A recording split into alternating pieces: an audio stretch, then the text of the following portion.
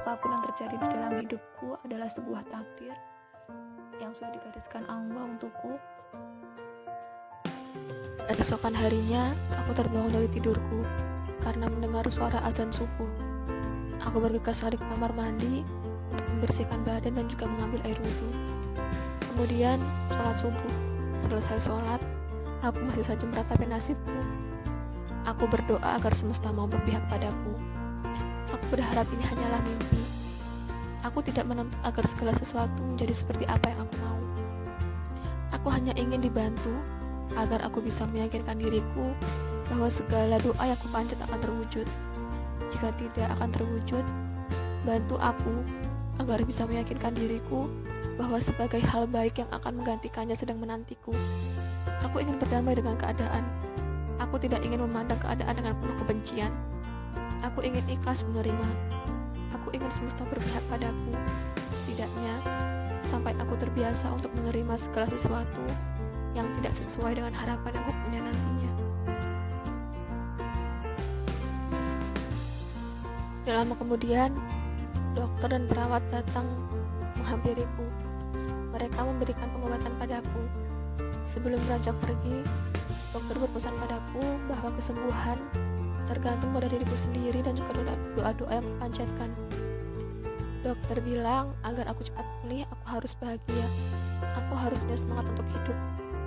Karena jika aku bersedih dan menyalahkan keadaan, kondisiku akan semakin memburuk. Sebenarnya sebagai seorang perawat, aku juga tahu bahwa jikalau pikiran kita susah, sedih, itu akan berakibat pada daya tahan tubuh. Dan jika daya tahan tubuh kita melemah, virus ini akan lebih cepat mempengaruhi diri kita, mempengaruhi tubuh kita. Namun aku hanyalah manusia biasa. Pikiranku melayang kemana-mana. Terkadang aku merasakan ketakutan yang amat luar biasa. Aku takut akan kehilangan orang-orang yang aku sayangi. Aku takut tidak bisa melihat wajah mereka lagi, terutama wajah kedua orang tuaku. Tiba-tiba aku tersadar dalam lamunanku saat ponselku berdering. Ternyata itu panggilan video dari ibu dan bapakku. Aku ragu untuk mengangkatnya. Aku takut tangisku akan pecah saat melihat wajah mereka. Namun pada akhirnya aku mengangkat panggilan dari mereka. Orang tuaku terlihat tabah di sana saat berbicara denganku. Namun aku dapat melihat kesedihan dan kekhawatiran dari raut wajah mereka dari kedua mata orang tuaku. Di sela-sela perbincangan, air mataku tiba-tiba tumpah. Ibu yang melihatnya memberiku semangat, dan beliau berkata, aku harus sembuh, aku harus berjuang, dan aku harus pulang untuk berkumpul dengan mereka lagi. Andaikan saat itu aku bisa pulang dan melihat sebentar saja wajah orang tuaku, mungkin aku tidak akan sesedih ini. Tapi aku ingat, jika aku melakukannya, maka aku akan membahayakan kesehatan, bahkan nyawa orang tuaku dan juga keluarga lainnya. Setelah itu, aku memutuskan menyudahi telepon dari orang tuaku. Setelah orang tuaku menelpon, beberapa menit kemudian ponselku kembali berdering. Ternyata itu panggilan grup dari sahabat-sahabatku.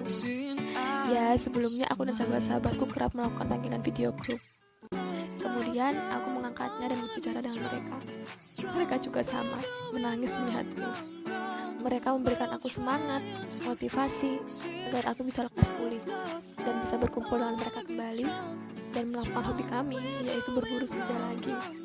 Setelah pembicaraan kami selesai, semangatku dan kepercayaan diriku mulai tumbuh. Aku bertekad, aku harus sembuh, aku harus sehat, dan aku harus pulih. Aku harus bisa melawan virus ini. Setiap hari, ibu, bapak, dan teman-temanku selalu menemaniku melalui panggilan video. Mereka tidak pernah melewatkan sehari pun untuk tidak berbicara dan melihat kondisiku di video.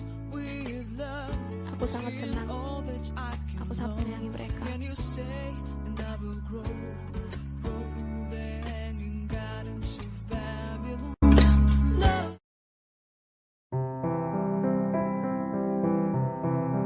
Aku harus menjalani pengobatan selama 14 hari di sini. Waktu terasa berputar begitu lama untuk setiap detiknya. Aku bosan. Di setengah perjalananku, aku merasakan sakit yang amat luar biasa. Dalam sepi dan keheningan malam, detik jam terdengar begitu keras olehku. Saat virus itu menyerang pernafasanku pada malam hari, aku harus menjalani dan menanggungnya sendirian, berada di ruangan ini. Aku sempat berpikir tidak akan kuat untuk menjalani sisa pengobatan. Namun, setiap kali aku ingin menyerah, saat itu juga aku teringat mereka. Mereka yang sedang menungguku di rumah. Dan semangatku pun mulai bangkit. Aku berpikir tidak ada yang tidak mungkin di hadapan Sang Pencipta.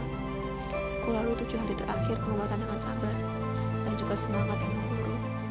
4 hari sisa pengobatan, aku merasakan tubuhku sudah tidak sesakit seperti awal masuk ruang isolasi, dan aku optimis akan sembuh. 14 hari pun berhasil kulewati. Tiba saatnya tes kembali dilakukan. Jantungku berdebar, cemas, dan berharap hasilnya akan negatif. Aku tidak ingin kembali masuk ke ruangan itu. Ruang yang sepi, hening, dan harus sendirian. Tidak lagi. Keesokan paginya, langkah kaki seseorang mulai mendekat ke ruangan kamarku. Itu pun terbuka. Ternyata dokter membawa hasil tesnya, dan dia membacakannya. Dan alhamdulillah, hasil tesnya negatif. Aku sangat senang. Aku sangat bersyukur. Tidak henti-hentinya aku bersyukur dan berterima kasih pada Sang Pencipta karena masih memberiku kesempatan melanjutkan kehidupan dan bisa berkumpul dengan orang-orang yang aku sayangi. Dan pada akhirnya aku diperbolehkan untuk pulang dan diberikan waktu cuti selama seminggu untuk beristirahat. Aku juga tetap harus memperhatikan protokol kesehatan baik saat berada di rumah ataupun di luar rumah.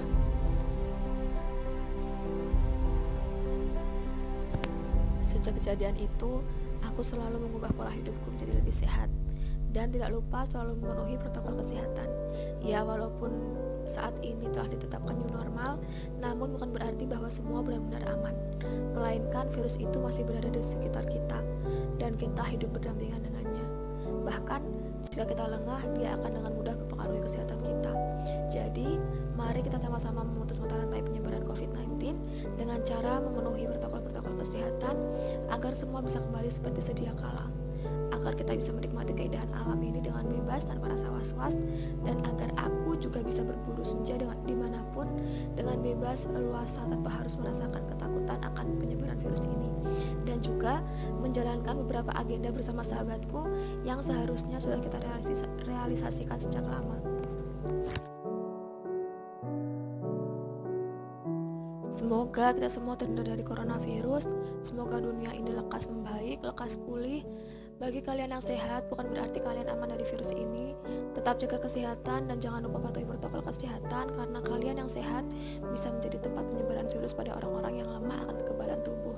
Dan bagi kalian yang terinfeksi virus ini, aku doakan lekas sembuh, lekas pulih, lekas membaik seperti sedia kala, bisa berkumpul lagi dengan orang-orang yang kalian cintai, dan tetap semangat. Harapan selalu ada walaupun hanya seperti setitik cahaya. Tetap bersyukur apapun keadaanmu saat ini, apapun kondisimu saat ini, karena Sang Pencipta tidak akan pernah mengujimu melebihi batas kemampuanmu.